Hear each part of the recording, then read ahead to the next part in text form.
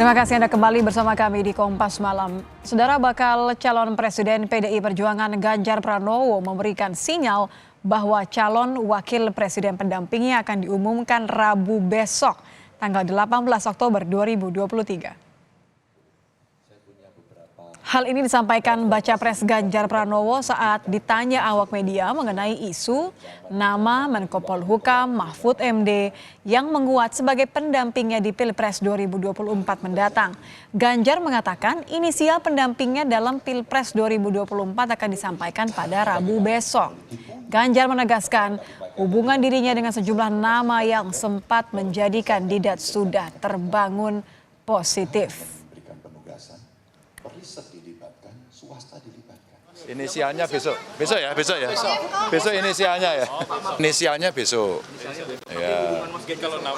Hubungan saya semua orang yang sering ditulis teman-teman baik semuanya. Koalisi Prabowo Subianto dan Ganjar Pranowo masih menyimpan nama bakal capres yang rencananya bakal dibuka besok. Lantas siapa nama-nama yang akan menguat menjadi bacawa pres? Kita bergabung dengan jurnalis Kompas TV. Ada Niputu Trisnanda di kediaman Megawati Soekarno Putri di Tuku Umar dan juga Jona Hamonangan di kediaman Prabowo Subianto di Kartanegara. Kita akan menyapa rekan-rekan jurnalis Kompas TV. Saya akan ke Putu terlebih dahulu. Putu, selamat malam.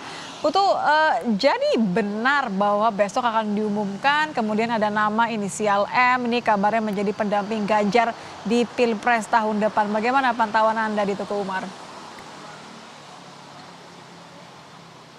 Ya, selamat malam Nitya dan juga Anissa. Betul, tadi kami sempat bertemu dan juga meminta pernyataan secara resmi dari Sekjen PDI Perjuangan Hasto Kristianto bahwa pada hari ini ada pertemuan di Tengku Umar, tepatnya di kediaman pribadi dari Megawati Soekarno Putri yang juga merupakan Ketua Umum dari PDI Perjuangan.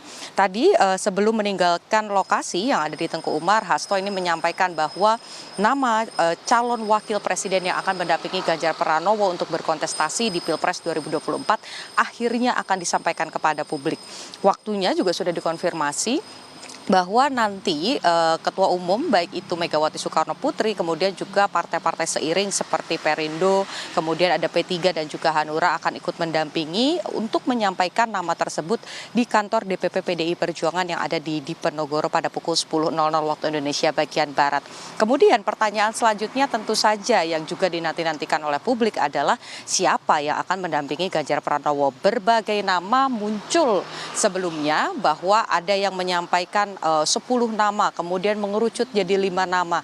Dan belakangan namanya semakin mengerucut lagi. Bagaimana kemudian juga kita tahu saat ini sudah ada TPN atau Tim Pemenangan Nasional dari Ganjar Pranowo yang disingkat TPNGP. Ini memang sudah menyampaikan Wakil Ketua dari TPNGP Beni Ramdhani dari Partai Hanura bahwa inisialnya adalah M. Nah, ini juga yang kemudian menjadi menarik. Sebelumnya pada saat jurnalis Kompas TV ini mengikuti perjalanan bagaimana kemudian Ganjar Pranowo ditetapkan sebagai presiden, kemudian juga bagaimana dinamika politik yang terjadi, pertempuran dalam tanda kutip di Jawa Timur ini juga menjadi menarik begitu. Oleh karena itu ini juga menjadi salah satu concern dari partai seiring yang mengusung Ganjar Pranowo. Oleh karena itu nama Mahfud MD sendiri ini juga sudah berkali-kali muncul dan masuk dalam bursa cawapres Ganjar Pranowo. Yang kemudian juga menarik adalah Nitya dan juga saudara, kami mendapatkan sebuah foto yang berisi atau menunjukkan Mahfud MD ini bertemu dengan Megawati Soekarno Putri. Dari salah satu sumber yang tidak ingin disebutkan namanya begitu kepada Kompas TV, ini membenarkan bahwa pertemuan tersebut terjadi di Tengku Umar, kediaman dari Megawati Soekarno Putri.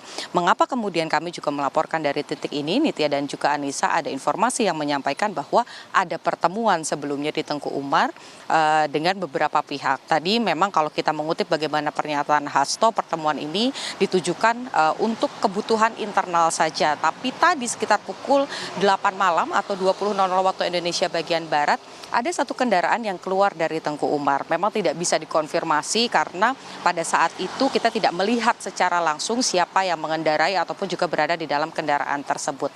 Kembali ke analisa terkait dengan nama Mahfud MD sendiri, ini juga menjadi menarik begitu ya, karena kalau kita lihat nama Mahfud MD ini juga memiliki kedekatan secara ideologis. Bagaimana kemudian Mahfud MD ini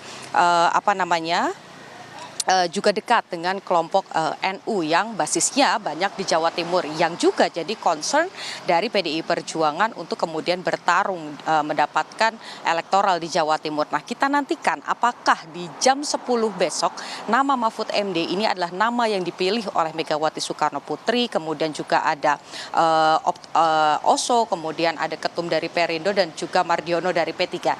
Bagaimana keputusannya kita nantikan besok pukul 10, Nitya.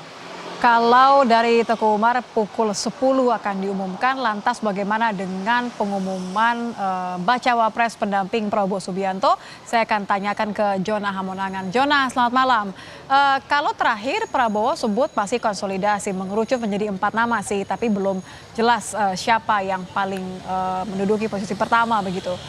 Ketum PAN Zulkifli Hasan juga sempat menyebutkan bahwa akan diumumkan besok, sama-sama besok. Sudah adakah sinyal nama cawapres Prabowo? Jona.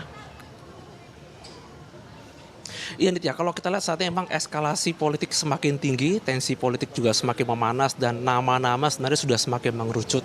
Apalagi kalau kita lihat terkait dengan saat ini kondisi sekarang khususnya eskalasi politik di mana Mahkamah Konstitusi sudah mengabulkan sebagian, di mana ada gugatan capres-cawapres, di mana muncul nama Gibran Rakabuming Raka, ditambah lagi dengan adanya isu akan masuk Golkar. Jadi ini situasi memang sangat dinamis ya. Nah, memang benar terkait dengan adanya statement dari Zulhas di mana besok sudah mulai akan diumumkan siapa nama cawapres yang akan mendampingi Prabowo Subianto, tapi ketika ditanya terkait dengan bagaimana kondisi saat ini, memang kondisi saat ini memang khususnya di kediaman di Kertanegara memang cukup ramai, dan kami sendiri awak media juga berusaha untuk mencari tahu terkait dengan bocoran siapa yang akan mendampingi khususnya untuk besok. Nah, saat ini memang kalau kita lihat di kondisi ini saat ini memang Ketum Partai Gerindra Prabowo Subianto sedang merayakan ulang tahun, jadi cukup banyak perwakilan partai politik yang masuk ke rumah, dan kami sendiri juga berusaha untuk menanyakan siapa pendamping, tapi masih bergeming atau belum ada jawaban. Nah, ketika disinggung terkait dengan apakah nanti cawapresnya adalah Gibran atau tidak, mereka sendiri mengatakan bahwa ini masih harus dirumuskan dan nanti masih harus dibahas. Di mana memang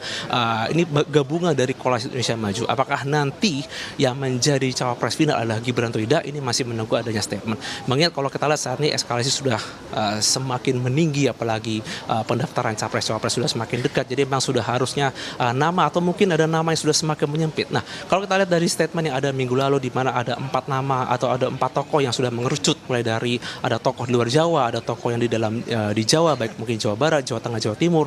Memang ini belum bisa dipastikan apakah clear nama tersebut keluar atau tidak. Memang cukup banyak nama yang muncul siapa pendamping, mulai dari nama Gibran, nama Erick Thohir, dan juga sejumlah nama lainnya. Yang pasti terkait dengan nama yang tersebut, kami masih menunggu terkait dengan siapa nama yang akan dimunculkan besok, khususnya yang akan mendampingi Prabowo Subianto. Tapi kalau kita lihat terkait dengan eskalasi, di mana besok juga Gibran akan dipanggil untuk datang ke kantor DPP PDI Perjuangan. Apakah nanti akan ada kejutan, mungkin Gibran akan keluar atau mungkin Gibran akan bergabung, di mana rumornya akan digolkarkan atau tidak, masih menunggu keputusan besok, di mana mungkin antara Rabu atau Kamis sudah akan ada keluar nama siapa cawapres yang akan mendampingi khususnya Prabowo Subianto. Oke, Jona, tentu yang menjadi sorotan pertanyaan adalah nama Gibran begitu ya. Meskipun Gibran sendiri menyebut bahwa saya masih menjadi kader PDIP. Tapi bagaimana kondisi di sana? Bagaimana reaksi para ketua umum koalisi pendukung Prabowo Subianto ketika disebutkan nama Gibran? Seberapa besar kemudian Gibran ini berpeluang untuk mendampingi Prabowo Subianto di Pilpres 2024?